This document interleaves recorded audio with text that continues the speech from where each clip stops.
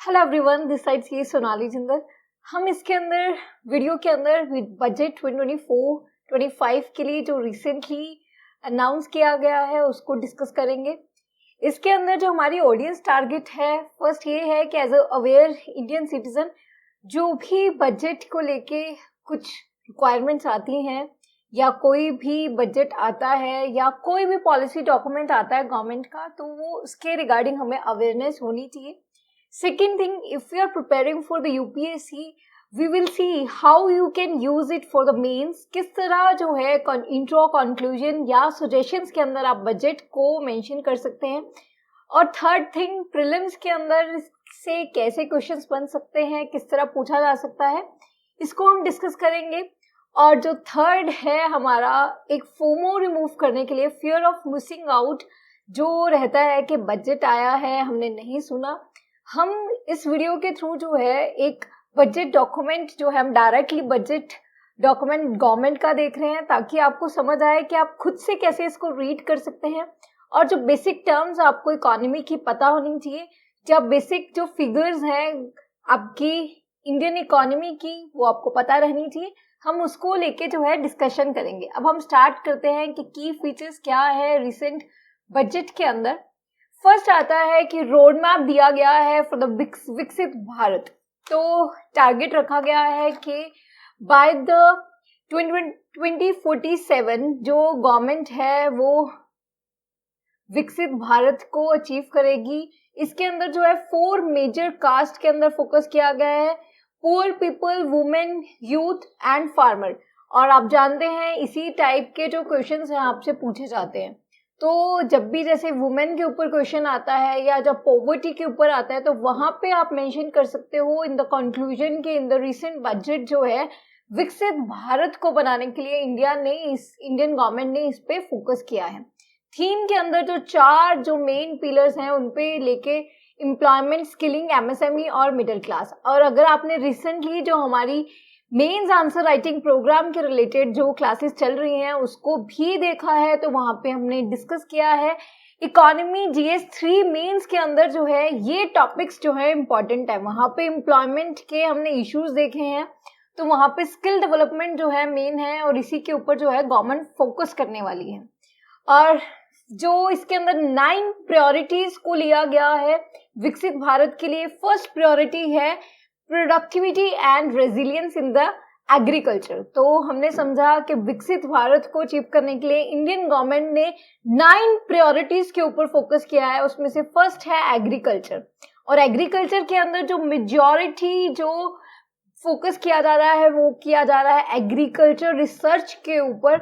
और in fact when you will prepare the GS 3 Mains के लिए एग्रीकल्चर के जो 4 क्वेश्चंस आते हैं आपके मेंस के अंदर, तो वहां पे आपको मेंशन करना होगा there is a need of transforming the agriculture research, ताकि जो क्लाइमेट रेजिलिएंट वैरायटीज हैं हम उसको इंक्रीज कर पाएं और प्रोडक्टिविटी को इंक्रीज कर पाएं।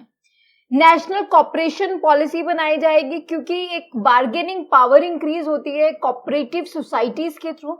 ये आपको GS 2 के अंदर भी जो कोऑपरेटिव सोसाइटीज पे अगर क्वेश्चन आता है, मिनिस्ट्री ऑफ कोऑपरेटिव्स क्रिएट किया है। उसी तरह ऑल राउंड डेवलपमेंट के लिए कोऑपरेटिव सेक्टर के लिए जो है नेशनल कॉपरेशन पॉलिसी बनाई जाएगी। आत्मनिर्भरता के लिए जो फोकस किया जा रहा है ऑयल सीड्स। अब प्रीलिम्स के अंदर जो है इन पे क्वेश्चंस आए हैं पास्ट ईयर के अंदर ऑयल सीड्स के ऊपर, क्योंकि इंडिया जो है पाम ऑयल को इंपोर्ट करता है, मेजरली इंपोर्ट बिल ज्यादा होता है, तो इसके ऊपर भी प्रीलिम्स के अंदर क्वेश्चन पूछे गए हैं। तो आपको प्रीलिम्स के लिए जो है आपको प्रिपेयर करना पड़ेगा कि इंडिया के अंदर लार्जेस्ट प्रोडक्शन जो है वो किस ऑयल सीड की होती है, कौन सा ऑयल सीड किस कंट्री से जो है इंपोर्ट किया जाता है। ये आपके लिए होमवर्क है, आप कमेंट सेक्शन के अंदर मेंशन कीजिए। देन सप्लाई चेन और वेजिटेबल प्रमोशन के ऊपर फोकस किया जाएगा। वहां पे भी जो है FPO सप्लाई चेन्स इसके ऊपर फोकस किया जाएगा। न्यू वैरायटीज का रिलीज किया जाएगा। नेचुरल फार्मिंग को जो है फोकस किया जा रहा है। और श्रिम्प प्रोडक्शन, क्योंकि आपके GS 3 एग्रीकल्चर के अंदर जो है लाइफ स्टॉक रियरिंग के लिए जो है इकोनॉमिक्स ऑफ एनिमल रियरिंग ये भी आपका टॉपिक है। वहां पे जो है श्रिम्प प्रोडक्शन और एक्सपोर्ट को लेके जो है क्वेश्चन आ सकता है। अब डायरेक्ट जो है क्वेश्चन यहाँ से नहीं बन सकता, लेकिन आपको यहाँ पे गवर्नमेंट का फोकस समझ में आता है और आपको आंसर राइटिंग में अंदर हेल्प होती है। Whenever you are writing the way forward और the steps to be taken for the agriculture, आप इन्हीं पॉइंट्स को जो है मेंशन कीजिए, और अगर पूछा जाता है गवर्नमेंट ने क्या स्टेप्स लिए हैं तब भी आप इनको फोकस कर सकते हैं। और प्रीलिम्स के अंदर तो आपकी जो बेसिक अंडरस्टैंडिंग है उसको ही जज किया जाता है। अब यहाँ पे भी जो है डिजिटल पब्लिक इंफ्रास्ट्रक्चर जो है उस पे फोकस किया जाएगा, वहां पे जो क्रॉप सर्वे किया जाएगा ताकि जो एक मार्केट है वो क्लियर हो। एग्रीकल्चर मार्केटिंग के ऊपर फोकस किया जा रहा है। और आपके GS3 मेंस के सिलेबस के अंदर मेंशन्ड है issues relating to the storage, transportation and the marketing of the agriculture production. Next जो है फोकस किया जा रहा है, सेकेंड प्रायोरिटी क्या है, एम्प्लॉयमेंट एंड स्किलिंग। तो हमने समझा है एम्प्लॉयमेंट के ऊपर जो है इंडियन यूथ जो है कितने एम्प्लॉयबल है। We have already done Indian skill report के according only 47% of the population is actually employable. जो यूथ है वो 47% ही एम्प्लॉयबल है। सेकेंड, इंडिया के अंदर जो है सिर्फ 2.98% जो है पर NSSO जो है फॉर्मल स्किलिंग जो है अवेलेबल हुई है। एजुकेशन के अंदर जो प्रॉब्लम्स हैं वहां पे जो है इंटीग्रेशन नहीं है विद द वोकेशनल ट्रेनिंग जो है लो है। इसके लिए एम्प्लॉयमेंट क्रिएट करने के लिए we are focusing on the skilling. अब यहाँ पे जो है एम्प्लॉयमेंट लिंक्ड इंसेंटिव स्कीम को लाया जा रहा है। पहले आपने समझा होगा प्रोडक्शन लिंक्ड इंसेंटिव स्कीम, उसी तरह अगर एम्प्लॉयमेंट जनरेट किया जाता है तो उसके अंदर जो है इंसेंटिव मिलेगा एम्प्लॉयर को। तो उसके अंदर जो मेजर डिफरेंट स्कीम्स आई हैं आप देख सकते हैं कि 3 इंस्टॉलमेंट्स के अंदर जिनकी जो बेसिकली सैलरी है वो 1 लाख तक होगी, तो वहां पे ये जो है फॉर्मल सेक्टर के लिए लाया जा रहा है। नेक्स्ट, EPFO कंट्रीब्यूशन जो है किया जाएगा। यहाँ पे आपको समझना है एम्प्लॉयमेंट लिंक्ड इंसेंटिव स्कीम लाई जा रही है। इस पे डायरेक्ट क्वेश्चन आना जो है डिफिकल्ट है, but you have to mention in the government steps for the employment and skilling। अब आता है वुमेन की पार्टिसिपेशन बनाने के लिए जो है हमने क्रचीज के ऊपर जो है फोकस किया जाएगा और हॉस्टल्स बनाए जाएंगे जहां पे भी इंडस्ट्रीज हैं, जहां पे बेसिकली सेटअप है उसका एस्टेब्लिशमेंट का, वहां नियर बाय जो है वुमेन हॉस्टल्स बनाए जाएंगे ताकि जो है women labour force participation rate को बढ़ा पाए। और आपको पता होना चाहिए इट्स अराउंड 23% करंटली। और जो है गारंटी जो दिया जाएगा, लोन भी दिया जाएगा 7.5 लाख गवर्नमेंट के द्वारा। फाइनेंशियल सपोर्ट जो है डोमेस्टिक इंस्टीट्यूशंस के लिए जो है हायर एजुकेशन के लिए स्टूडेंट्स को 10 लाख का लोन ले सकते हैं, तो it's good for the education sector. Women की एम्पावरमेंट के लिए जो स्टेप लिया जा रहा है, एम्प्लॉयमेंट के लिए employment linked incentive scheme. Skilling program जो है 20 लाख यूथ को जो टारगेट प्रोवाइड किया जा रहा है कि इतनों को स्किल दिया जाएगा 5 इयर्स के अंदर, और इसके लिए 1000 इंडस्ट्रियल ट्रेनिंग इंस्टीट्यूट सेटअप किए जाएंगे। अब आते हैं हम नेक्स्ट टारगेट, जो थर्ड प्रायोरिटी है वो है inclusive human resource development and social justice.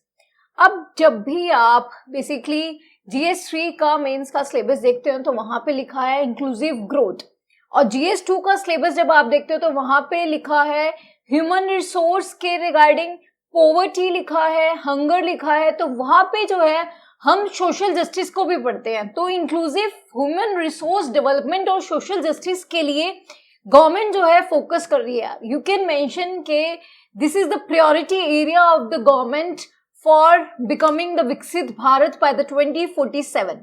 तो इसके अंदर जो मेन फोकस किया जा रहा है वो eastern parts of the India पे फोकस किया जा रहा है। जो भी इंडोमेंट रिच स्टेट्स हैं, बिहार, झारखंड, वेस्ट बंगाल, उड़ीसा, आंध्र प्रदेश, और इनके लिए जो है मेजर जो है बेसिकली एलोकेशन किया जा रहा है। जैसे आप देख सकते हो आंध्र प्रदेश रीऑर्गेनाइजेशन एक्ट के लिए 15,000 करोड़ दिए जा रहे हैं। उसी तरह जो है बिहार के लिए 26,000 करोड़ दिए जा रहे हैं। तो मेजर एलोकेशन हुआ है 2 स्टेट्स को, आंध्र प्रदेश और बिहार को। अब maybe you could think कि यहाँ पे कुछ पॉलिटिकल एंगल हो सकता है, but as a UPSC aspirant आपको पॉजिटिवली जो है एंगल लेते हुए इसको मेंशन करना है कि जो eastern parts of the India है उसको डेवलपमेंट के लिए फोकस किया जा रहा है ताकि इंक्लूसिव डेवलपमेंट हो सके और रीजनल इम्बैलेंस को हम जो है रिमूव कर पाए।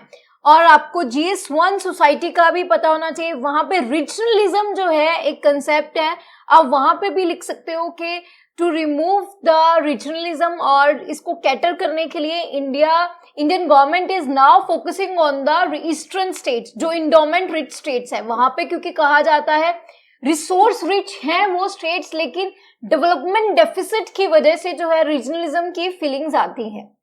अब जो है यहाँ पे जो जनजातियां उन्नत ग्राम अभियान जो है लॉन्च किया जा रहा है, this is for the tribal communities. तो GS1 और GS2 के अंदर अगर ट्राइबल STs के ऊपर कुछ क्वेश्चन आता है तो वहां पे you have to mention this scheme जो रिसेंटली लॉन्च की गई है, प्रधानमंत्री जनजातियां उन्नत ग्राम अभियान। और प्रीलिम्स के अंदर स्पेसिफिकली, क्योंकि इस बार बहुत सारे स्कीम्स के ऊपर क्वेश्चन देखे गए हैं, तो इस पे भी क्वेश्चन बन सकता है। यहाँ पे इंडियन पोस्ट पेमेंट बैंक जो है इसकी ब्रांचेस खोली जाएंगी नॉर्थ ईस्टर्न रीजन के अंदर। इसके ऊपर प्रीलिम्स के अंदर ऑलरेडी क्वेश्चन आ चुका है, तो आप इसके बेसिक्स जो है इंडियन पोस्ट पेमेंट बैंक्स के जरूर पढ़ सकते हो। नेक्स्ट प्रायोरिटी जो है, फोर्थ प्रायोरिटी, वो है मैन्युफैक्चरिंग एंड सर्विसेज। हमने डिस्कस किया है कि अगर हम ग्रोथ GDP के अंदर कंट्रीब्यूशन देखते हैं मैन्युफैक्चरिंग सेक्टर का, इट्स अराउंड ओनली 16%, और अगर हम ब्रॉडर इंडस्ट्रियल सेक्टर देखते हैं तो उसका भी सिर्फ 27% है। मेक इन इंडिया के अंदर गवर्नमेंट ने फोकस किया है, we have to increase the contribution of the manufacturing to the 25% of the GDP। तो आपको ये फिगर जो है याद होनी चाहिए। मैन्युफैक्चरिंग सेक्टर का contribution to the GDP currently it's around 16%, but we want to reach to the 25% as per the Make in India। Services sector के अंदर जो है, although there is a huge contribution to the GDP, it's around 54%। The problem is कि employment नहीं create करता है services sector. हमारा जो सर्विसेज सेक्टर है वो है capital intensive sector. We have to focus on the labour intensive services sector. अब आपको कमेंट सेक्शन के अंदर मेंशन करना है कि लेबर इंटेंसिव सर्विसेज सेक्टर कौन सा है। होपफुली आपने लिखा होगा। सर्विसेज के लिए जो लेबर इंटेंसिव है वो आता है टूरिज्म सेक्टर, हॉस्पिटैलिटी सेक्टर, जो हॉस्पिटल्स हैं, एजुकेशन सेक्टर। तो we are focusing on this services sector. तो टूरिज्म के ऊपर भी फोकस किया जा रहा है। वी विल सी MSME जो है मेजर, आपको पता होना चाहिए, मेंस के अंदर काफी बार क्वेश्चन आया है कि MSMEs का मेजर कंट्रीब्यूशन है। 2023 के अंदर इसके ऊपर क्वेश्चन बना है।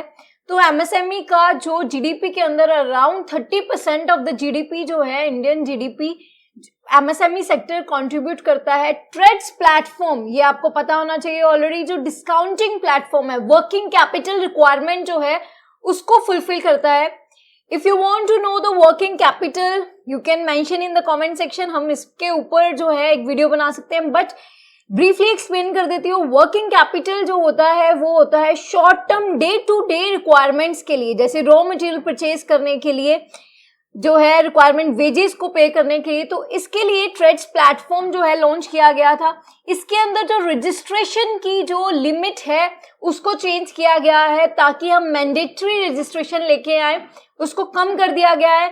मुद्रा लोन्स के रिगार्डिंग है गारंटी स्कीम जो है, credit guarantee scheme for the MSME, ताकि मैन्युफैक्चरिंग सेक्टर जो है हम प्रमोट कर पाए। जो national industrial corridor development program है, वहां पे इंडस्ट्रियल पार्क जो है सेटअप किए जाएंगे। हाउसिंग सेक्टर के ऊपर जो है फोकस किया जा रहा है। इंटर्नशिप अपॉर्चुनिटीज लाई जा रही है। तो MSME सेक्टर के ऊपर मेनली फोकस किया जा रहा है। क्रिटिकल मिनरल्स मिशन के ऊपर फोकस किया जा रहा है। नेक्स्ट आता है अर्बन डेवलपमेंट। सर्विसेज सेक्टर के लिए वी हैव सीन कि we are focusing on the labour intensive capital की जगह लेबर इंटेंसिव सर्विसेज सेक्टर, उसके अंदर हॉस्पिटैलिटी टूरिज्म सेक्टर आ जाता है। अब आता है next urban development. Urban development के अंदर जो है फोकस किया जा रहा है GS1 अर्बनाइजेशन जो है आपके मेंशन्ड है। अर्बन गवर्नेंस के रिलेटेड जो है स्टैम्प ड्यूटीज को जो कम करने की बात की जा रही है, अगर वुमेन के द्वारा जो है परचेज किया जाता है। इसके अंदर जो है हम वुमेन एम्पावरमेंट पे फोकस कर पाएंगे, और जब एसेट्स को ओन किया जाएगा बाय द वुमेन तो उनकी एम्पावरमेंट होगी। स्ट्रीट मार्केट्स के अंदर जो है डेवलपमेंट करने की बात की जा रही है। हार्ट्स को ट्रांजिट ओरिएंटेड डेवलपमेंट, ये नीति आयोग ने भी जो है इसको फोकस किया गया था। अगर ट्रांजिट ओरिएंटेड डेवलपमेंट होगी इट मींस कि जो बेसिकली जहां पे मेट्रो लाइन है या ट्रांसपोर्टेशन सेक्टर है उसी के लाइन में जो है हाउसिंग्स अगर डेवलप होंगे तो रोड के ऊपर जो है बेसिकली जो ट्रैफिक है उसको कम कर दिया जाएगा। और इस पे रिसेंटली बहुत सारे आर्टिकल्स आए हैं, बहुत सारे सर्वेज हुए हैं कि इंडियन जो लेबर प्रोडक्टिविटी है दिस इज लोअर साइड। क्यों है? क्योंकि ट्रैफिक के अंदर जो है बहुत सारा टाइम वेस्ट हो जाता है और जो एनर्जी लेवल है, एफिशिएंसी है, उसको यूज नहीं किया जा सकता। और इनफैक्ट यूपीएससी ने मेंस के अंदर भी इस पे क्वेश्चन बनाया है कि एफिशिएंसी जो है, लेबर एफिशिएंसी या लेबर प्रोडक्टिविटी जो है इट्स अ लोअर साइड और इसको कैसे इंक्रीज किया जा सकता है। तो transit oriented development obviously it will help and more over जो अगर जो ट्रांसपोर्टेशन सेक्टर जो है डेवलप होगा तो जो एक क्राउडिंग जो देखी जाती है, स्लम्स डेवलप हो जाते हैं या फिर जो है एक क्राउडिंग अर्बनाइजेशन जो है हैप्पीजार्ड मैनर की जगह जो है एक सिस्टमेटिक डेवलपमेंट होगी अर्बन डेवलपमेंट के अंदर। तो जो टाउनशिप्स हैं उनको डेवलप किया जा सकता है और जो आउटस्कर्ट्स हैं उसके अंदर लोगों को अफोर्डेबल हाउस जो है प्रोवाइड की जा सकती है। वाटर मैनेजमेंट के अंदर भी फोकस किया जा रहा है। अब यहां से जो है आपको समझ आता है कि whenever you are writing about the urbanization in the GS1 Mains तो आपको इस टॉपिक्स के ऊपर बात करनी चाहिए। पीएम आवास योजना अर्बन 2.0 इसके अंदर जो है जो आवास योजना है अफोर्डेबल हाउसिंग के लिए प्रीलिम्स के अंदर इस स्कीम के ऊपर जो है क्वेश्चन बन सकता है 2025 के अंदर। Moving to next priority that is energy security. Energy security जो है एक प्रायोरिटी है गवर्नमेंट की। यहाँ पे जो है आपको पता होना चाहिए कि we are focusing on the sustainability of the energy. Sustainability के लिए we are focusing on the renewable energy. Equitable होनी चाहिए, अवेलेबल टू ऑल, और इसके अंदर कोस्टिंग को भी है हमने कम करना है। कोस्टिंग को कम करने के लिए we are focusing on the nuclear energy क्योंकि इसकी कॉस्ट कम है, लैंड रिक्वायरमेंट कम चाहिए होती है as comparing to the renewable energy. Solar power plants के ऊपर भी फोकस किया जा रहा है। एनर्जी ऑडिट के लिए जो है एनविसेज किया जा रहा है। स्टोरेज पॉलिसी को जो है फोकस किया जा रहा है because there is a problem in the renewable energy कि उसके स्टोरेज के अंदर प्रॉब्लम आती है, तो स्टोरेज पॉलिसी लेके आ रहे हैं। थर्मल पावर प्लांट्स जो हैं क्योंकि around 59% of the electricity is still coming from the thermal power plants, तो उसके ऊपर भी डिपेंडेंसी है। अब यहाँ पे लिखा जा रहा है कि 1 crore house hold obtain the free electricity. Basically आपको स्कीम के बारे में पता होना चाहिए, प्रधानमंत्री सूर्य घर मुफ्त बिजली योजना। तो इस स्कीम के रिगार्डिंग आ सकता है प्रीलिम्स के अंदर, but if you are writing in the Mains तो वहां पे एनर्जी सिक्योरिटी के रिलेटेड गवर्नमेंट स्टेप्स के अंदर you can mention this scheme. Moving to next priority that is infrastructure. This is the highest priority of any government because we have seen अगर हम देखते हैं कि कौन से बेसिकली फैक्टर्स ऑफ प्रोडक्शन है तो उसके अंदर इंफ्रास्ट्रक्चर जो है मेजर है क्योंकि इंफ्रास्ट्रक्चर जो है लॉजिस्टिक्स सेक्टर प्रोवाइड करता है। इट बेसिकली डिसाइड्स कि इंडस्ट्री सेटअप होंगी या नहीं, अगर सेटअप हो रही है तो वो प्रॉफिटेबल होंगी या नहीं, एक्सपोर्ट एफिशिएंट होगा या नहीं। इंफ्रास्ट्रक्चर सबसे इंपॉर्टेंट है और आपको ये फिगर्स भी पता होना चाहिए। लॉजिस्टिक कॉस्ट इंडिया की जो है it's around 13 to 14% of the GDP due to the poor infrastructure. और इंफ्रास्ट्रक्चर जो है, लैक ऑफ इंफ्रास्ट्रक्चर जो है आप हर क्वेश्चन के अंदर मेंशन करते हो, उसके लिए गवर्नमेंट जो है नेशनल इंफ्रास्ट्रक्चर पाइपलाइन लेके आया था और इंडिया गवर्नमेंट ने ये प्रोविजन बनाई है कि अराउंड 11,11,111 करोड़ जो है इंफ्रास्ट्रक्चर के लिए प्रोवाइड किया जाएगा। अब यहाँ पे जो है हम फोकस कर रहे हैं इरिगेशन और फ्लड मिटिगेशन को लेके भी। यहाँ पे बेसिकली फ्लड मैनेजमेंट के अंदर फोकस किया जा रहा है। असम के अंदर फ्लड मैनेजमेंट, सिक्किम, उत्तराखंड और हिमाचल प्रदेश के अंदर भी रिहैबिलिटेशन और रिकंस्ट्रक्शन पर फोकस किया जा रहा है। तो इंफ्रास्ट्रक्चर पर भी फोकस है and you have to get this point to be written in every mains answer at least in GS3 economy. Moving to next, infrastructure में मैंने कहा ही था सर्विसेज सेक्टर के अंदर we are trying to focus on the labor intensive services sector. तो वहां पे आता है टूरिज्म के अंदर we are basically developing the Rajgir and Nalanda university prelims के अंदर आपको जो है ये इंपॉर्टेंट है, you have to write which dynasty has developed the Nalanda university, और नालंदा यूनिवर्सिटी को किसने डेवलप किया था, उसके बाद रेनोवेट जो है किसने किया था। इनफैक्ट नालंदा यूनिवर्सिटी के साथ जो है आपको बाकी की जो बुद्धिस्ट यूनिवर्सिटीज हैं उनके बारे में पता होना चाहिए, मोनेस्ट्रीज के बारे में पता होना चाहिए, तक्षशिला मोनेस्ट्री उसके बारे में भी पता होना चाहिए। तो नालंदा यूनिवर्सिटी जो है इसको डेवलप किया जा रहा है, बिहार के अंदर है। तो मैंने आपको बताया था बिहार का जो है 26,000 करोड़ दिया जा रहा है, आंध्र प्रदेश के अंदर 15,000 करोड़। तो महाबोधि टेम्पल कॉरिडोर और विष्णुपद टेम्पल कॉरिडोर बनाया जा रहा है। तो टूरिज्म के ऊपर फोकस किया जा रहा है, उड़ीसा के अंदर भी फोकस किया जा रहा है। तो if there is a question on the inclusive growth maybe, और GS1 के अंदर रीजनल बैलेंस रीजनलिज्म पे कुछ क्वेश्चन आता है, GS3 इकोनॉमी के अंदर कुछ क्वेश्चन आता है, तो you have to write the tourism sector. तो innovation research development, this is the next priority after infrastructure. तो इनोवेशन R&D के ऊपर फोकस किया जा रहा है, स्पेस इकोनॉमी के भी ऊपर फोकस किया जा रहा है। यहाँ पे जो है हम बेसिकली इनोवेशन और R&D पे फोकस कर रहे हैं। आपको पता होना चाहिए कि इंडिया का जो GDP का एक्सपेंडिचर है on the R&D it's less than 1%, आपको ये आइडिया होना चाहिए। नेक्स्ट आता है 9th priority, last priority, that is a next generation reforms. तो नेक्स्ट जनरेशन रिफॉर्म्स जो है इसमें जो है फोकस किया जा रहा है, जैसे कि हमने पहले भी डिस्कस किया है कि इंडियन जो इकोनॉमी है या कोई भी economy, it is driven by the 4 factors of production. One is land, labour, capital और एंटरप्रेन्योरशिप एंड इनोवेशन। तो बेसिकली लैंड आता है फर्स्ट फैक्टर ऑफ प्रोडक्शन। तो इसके लिए जो है नेक्स्ट जनरेशन रिफॉर्म्स क्या किए जा रहे हैं, एक ULIP दिया जाएगा, unique land parcel identification number, ताकि एक जो है आइडेंटिफिकेशन हो सके, लैंड की GIS मैपिंग की जाएगी। और हमने पहले भी जो है इसके लिए डिस्कस किया है स्वामित्व स्कीम जो है relating to the village land mapping, और इनफैक्ट हमने भूमि प्रोजेक्ट देखा है कर्नाटका, तो उसी के लाइंस के ऊपर जो है लैंड के ऊपर फोकस किया जा रहा है। तो in fact land reforms is given in your syllabus. तो लैंड रिफॉर्म्स अगर पूछे जाते हैं रिसेंटली क्या लिए गए हैं, तो आपको इसके बारे में मेंशन करना पड़ेगा। लिंकेज की जाएगी with the farmer registries. In fact इसमें क्लाइमेट फाइनेंस के ऊपर फोकस किया जाएगा। इसके अंदर हम जो है FDI और ओवरसीज इन्वेस्टमेंट्स के लिए फोकस कर रहे हैं। NPS वत्सल्य जो है नेशनल पेंशन स्कीम, इसके ऊपर फोकस किया जा रहा है। तो न्यू पेंशन स्कीम के अंदर क्या चेंजेस किए जा रहे हैं ये पता होना चाहिए आपको। लेकिन नेक्स्ट जनरेशन रिफॉर्म्स के अंदर लैंड, लेबर, कैपिटल, एंटरप्रेन्योरशिप के अंदर लैंड का आप समझ चुके हैं कि रूरल और अर्बन लैंड की जो मैपिंग की जा रही है। लेबर के अंदर जो है ई-श्रम पोर्टल को लेके आपको पता होना चाहिए, हम रजिस्ट्रेशन के ऊपर फोकस कर रहे हैं ताकि हम इंक्रीज कर पाए फॉर्मल एम्प्लॉयमेंट। फॉर्मल एम्प्लॉयमेंट जो है वहां पे एक्सप्लॉयटेशन नहीं होता।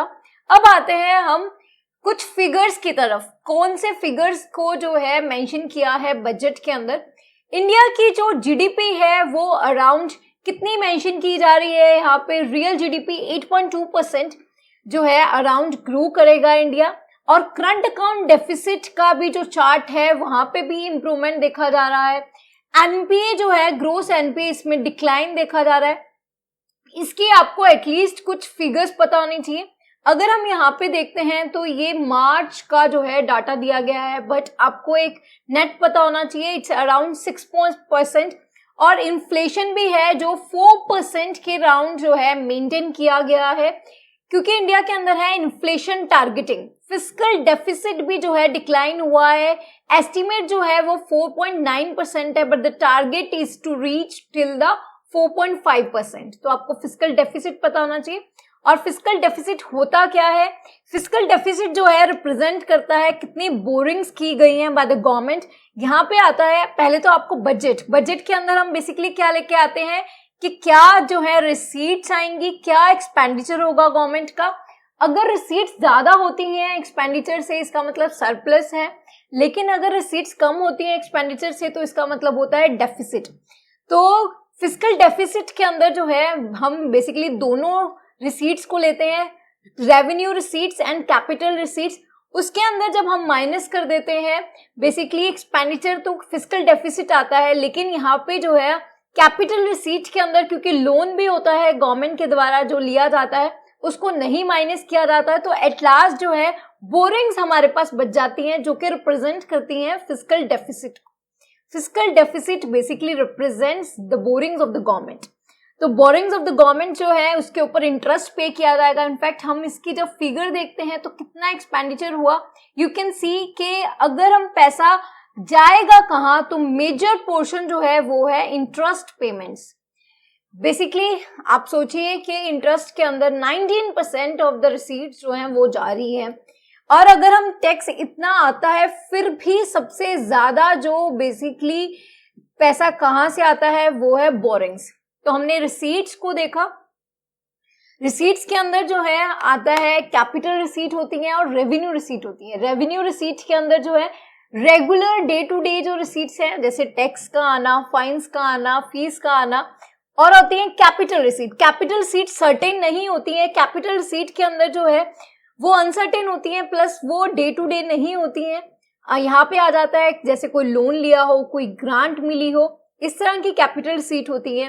कैपिटल एक्सपेंडिचर किया जाता है, जैसे कि रोड का बनाना, कोई इंफ्रास्ट्रक्चर बनाया जाता है, कोई ब्रिजेस बनते हैं, डैम्स बनते हैं, this is the capital expenditure.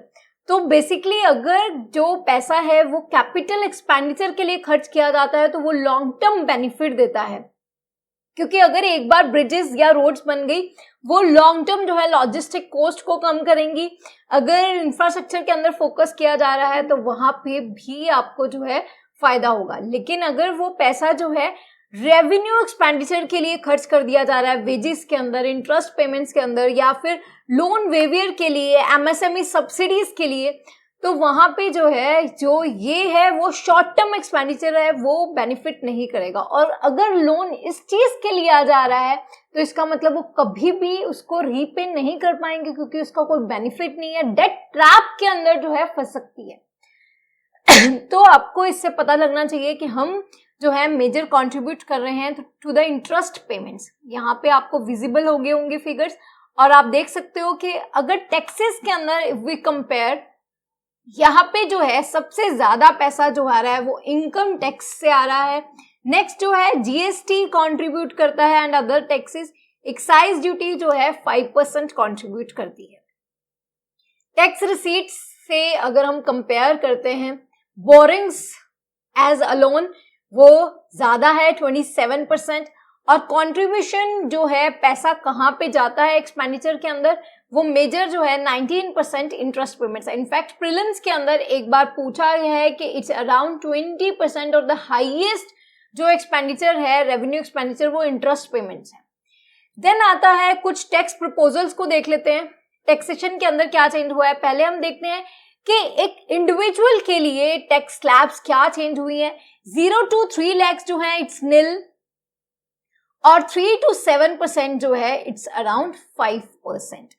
अगर हम यहाँ पे देखते हैं कि पहले जो है अगर आपकी इनकम 6 to 7% में लाइक करती थी तो आपको जो है 10% देना पड़ता था, लेकिन यहाँ पे अब जो है अगर आप 7% 7 lakhs तक हैं तो आपको जस्ट यू हैव टू पे द 5% टैक्स, और 7 to 10 के अंदर जो है 10%, देन 10 to 12 के अंदर 15%, 12 to 15 से लेके 20%, और 15 लाख से अगर if you are earning more तो 30%। Government is saying it is going to save around 17,500। अगर इंडिविजुअल की इनकम इसके अंदर फॉल करती है तो 17,500 की जो है सेविंग होगी इस टैक्स स्लैब्स के अंदर। और इनफैक्ट सैलरीड एम्प्लॉय के लिए भी बेसिकली जो है कम किया गया है, स्टैंडर्ड डिडक्शन को बढ़ाया गया है, इट्स अराउंड 50,000 से 75,000 कर दिया गया है। अब आपको पता होना चाहिए स्टैंडर्ड डिडक्शन होती क्या है। बेसिकली जब आप सैलरी इनकम जो है कैलकुलेट करोगे, जितनी टोटल इनकम आपकी आ जाएगी, फॉर एग्जाम्पल 4 lakhs आपकी टैक्सेबल सैलरी इनकम है, वहां से जो है पहले सिर्फ 50,000 लेस किया जाता था, अब जो है 75,000 लेस कर दिया जाएगा। तो बेसिकली टैक्सेबल सैलरी इनकम जो है 75,000 से जो है कम की जाएगी, तो मतलब 25,000 का जो है यहाँ पे फायदा होगा। लेकिन ऑब्वियसली उसके ऊपर टैक्स रेट लगाया जाता है। फैमिली पेंशन की जो डिडक्शन है उसको भी इंक्रीज कर दिया गया है। यहाँ पे जो है पॉजिटिव और क्या हुआ है, अबोलिश किया गया है एंजल टैक्स। अब एंजल टैक्स होता क्या है आपको ये पता होना चाहिए। एंजल टैक्स जो है ये जो है यहाँ पे अगर कोई भी इन्वेस्टमेंट की जाती है स्टार्टअप के अंदर, अगर उसकी वैल्यूएशन 100 करोड़ है लेकिन अगर उसको बाय किया गया 150 करोड़ के ऊपर, तो जो डिफरेंस है 150 करोड़ माइनस 100 करोड़ 50 करोड़ के ऊपर जो है टैक्स लगाया जाता था। लेकिन वो टैक्सेशन जो है उन्होंने 150 करोड़ क्यों किए गए, क्योंकि उनको फ्यूचर पोटेंशियल में भी उस स्टार्टअप के अंदर दिख रहा था। तो इस टैक्स की वजह से जो इन्वेस्टमेंट है वो हिंडर होती है, इन्वेस्टमेंट कम आती है और स्टार्टअप्स को जो है नुकसान होता है। तो स्टार्टअप्स के अंदर इंडियन स्टार्टअप्स को जो है एक एज मिले, उनके अंदर इन्वेस्टमेंट आए, स्टार्टअप फंडिंग को रेज करने के लिए, अर्ली फंडिंग को रेज करने के लिए कुछ प्रॉब्लम ना आए, तो एंजल टैक्स को जो है रिमूव कर दिया गया है। पास्ट ईयर्स के अंदर वेंचर कैपिटल पूछा गया है, एंजल टैक्स को पूछा जा सकता है।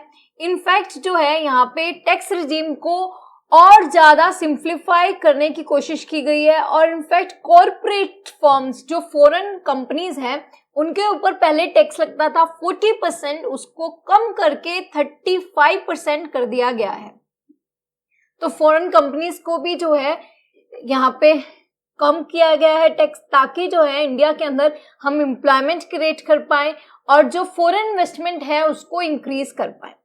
लेकिन जो बेसिकली नुकसान हुआ है वो हुआ है कैपिटल गेन्स के अंदर। Short term capital gains tax जो है उसको 20% कर दिया गया है 15% से। तो बेसिकली शेयर मार्केट के अंदर इसी के कारण कल जो है बजट आने के बाद यहाँ पे जो है बहुत हाई लेवल पर सेलिंग देखी गई। जब सेलिंग की जाती है, जब सेलिंग प्रेशर बढ़ता है मार्केट के अंदर, तो डिप देखा गया शेयर स्टॉक मार्केट के अंदर 5% से जो है कम हुए शेयर प्राइसेस। तो यहाँ पे 15% से 20% कर दिया गया है। उसकी जो कट ऑफ डेट है वो आज की थी। अगर किसी ने कल सेल किया था तो उसके ऊपर टैक्स लगेगा 15%, बट अगर किसी ने आज जो है शॉर्ट टर्म कैपिटल गेन हुआ है तो उस पर 20% लगेगा।